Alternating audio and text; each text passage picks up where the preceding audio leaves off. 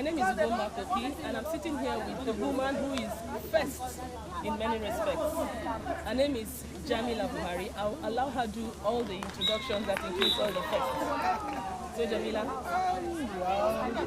First, so many firsts in sports, basically football.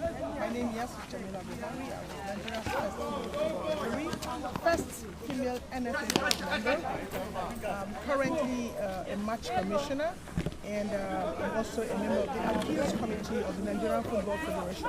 Remember, I said first female NFA board member because in those days it used to be known as NFA, Nigerian Football Association. Currently, it is now Football Federation. So, how did you feel becoming the first female referee? Let's start from there. Challenging. It was a real challenge because as at that time there was nowhere in the world where you had female referees, you know, and football hitherto was viewed as a predominantly, exclusively male sport. And I tried as much as possible to play football, but because there was nothing like female football then, and I loved football so much, I said, okay, what do you do, girl? How do you get close to football? Just watching wasn't good enough for me. So I decided, I asked, I said, is it possible to be a female referee? They said, yes, why not? And so that was how I went into it. But I must tell you, I didn't regret it. It was very exciting, very challenging, but I think it was worth it. So how did you get into it? You asked questions and then what happened? Yes, okay. When I asked questions, I was told how you go about it. First and foremost, you are recruited as what we call referee training, RIT. And during that period, you attend lectures, you go for practicals, and at the end of 1 year, you write your national examinations, which is RIT to grade 3.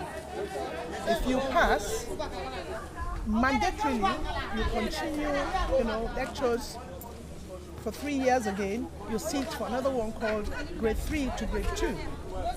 When you pass, mandatorily you wait for another 3 years. You sit for 2 to 1. During this period, you do local matches, because it's a practical thing. You go for lectures, you watch matches, you ask questions, you're giving matches on the line. Nobody will give you in the center from as grade 3 and up to grade 2. And mandatory, like I said, 2 to 1, you wait for another 3 years and you sit for the exam. So when you're talking of matches, are you talking of matches for female or male? No. During my training period, I never did any female match. Remember I told you it was not like female football. So all the matches I was officiating were male matches, yes. And normally you start from the home ground, local matches, giving local matches to shape you up, to sharpen you, for you to get ready for the main stage, which becomes the national. So when you become a grade 1 now, and remember the number of years it took: RIT to 3, 1 year, 3 to 2, 3 years, 2 to 1, 3 years. So you're talking about 7 years to train to become a grade 1 referee. And ordinarily people would think that because you're a female, it would be a lot easier for you to deal with fellow females. But so how was it for you dealing with the men? I must tell you, it was very challenging. But my kind of person, the more you challenge me, the more you bring out the best in me. I would never forget my very first match in the center. The expiration of the 90 minutes, I was given one of the dirtiest slaps I've ever had in my life. A player just came and from nowhere, something you were not expecting. There was no quarrel, there was nothing, and he just landed it on my face. I was like dazed. So when he was later asked, but he was really beaten seriously. But when they asked him, he said he wanted to discourage me. He wanted to know what gave me the infantry to come and pursue 22 men and a ball. So it was really very exciting, it was challenging, and I said, okay, now you're going to see the very best of me because you've challenged me. So it was challenging but very exciting. So that didn't discourage you in any way? No, in fact it did more to encourage me rather than discourage. Oh, nice. So he didn't know what he did for me. So how did you go from that point to the FIFA thing and the rest of your... Okay, first, I became a grade 1, like I said, and I had my very first match that exposed me in 1991, and that was at the 9th National Sports Festival in Bauchi, Cad Bauchi 91. I was, those days and up till now, what they do is they get referees from all the states participating in the National Sports Festival. And I was the one picked from Kano State because I started my career in Kano State. And I was the one picked from Kano State to represent Kano State Referees Council. And when we got to Bauchi, basically I wasn't supposed to have even featured at all because I was the youngest in terms of qualification, for refereeing, because I had my seniors, I had those who were already FIFA, like John Saiki, who was our team leader. And so basically the ones that are ahead of you want to take the shine because opening ceremony match is a shine. That's where everybody is gathered. And so basically there's no way I would have featured. But destiny was to make me future because the then NFA chairman in person of Alhaji Ali, just looked at me and said, Jamila, you are going to take the opening ceremony match tomorrow. I was like, sir? He said, who is giving you this one? I said, NFA, sir. So you go and do whatever you have to do. And General Dogoyaro was the guest of honor because then it was a military dispensation. He was the guest of honor.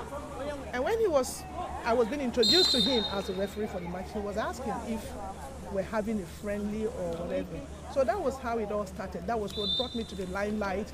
When I was dashing from one end of the field to the other, the man was asking, where is the woman you said was going to officiate this? Because that cannot be a woman doing what she's doing. So that brought me to the limelight. And then there was this problem in 1991 too, when Nigeria forgot their jersey at Ota.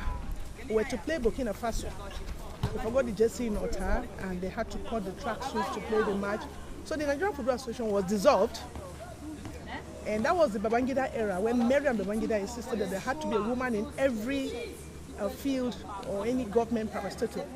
And so that was how I came in 1991 as the first ever female to be on the board of Nigerian Football Association. And as at that time too, there was the maiden World Cup, female World Cup in China, 1991. And FIFA wrote to all associations to send names of their female referees because men were actually supposed to officiate the matches because there were no women, but they asked for women, if any country had, to send. So my name was also sent by my football federation, association then, because I was the only woman there. So that was what brought me to Limelight in 1992. Yeah, Limelight's good. In terms of money, remuneration, how did it go for you? If it's in terms of money, I wouldn't be talking about that. Actually, those of us who were referees and players then, we were playing for the passion. We were refereeing for the passion, not for the monetary aspect, because I got nothing when it comes to refereeing. I loved football, my life. In fact, I would tell you, I used to live, sleep, wake, eat, drink football. Just being there, action, moving on the field was enough payment for me. So in terms of money, nothing to show for it. And then if you look at, was it the same for the male referees, or it was just... No, there was nothing spectacular. It's the same thing. We're not really being paid much. We're paid peanuts. And I tell you this, you go for some matches, you don't even get paid. You are supposed to transport yourself. When you get there, you're supposed to be given your transportation, your feeding, your accommodation. Sometimes you get to a venue for a match and you don't even get the money back. You go, you come back, you don't get the money back. I'm being owed so many, I can't even, it's not just me. It hasn't got to do with the female, because I wasn't officiating female. I remember I was doing male matches. I did matches for people like Iwanyao, Shooting Stars, used to call Plateau United, Rangers. So these were I'm not talking of small time teams here, no. So what will be assessment of remuneration then and now? Even up till now, it's not commensurate to what we're putting in. A referee has been beating blue, black and yellow on the field of play. Battered, when I say battered, some to the point where you think they're dead. And nothing happens. So we do it for the love of the game.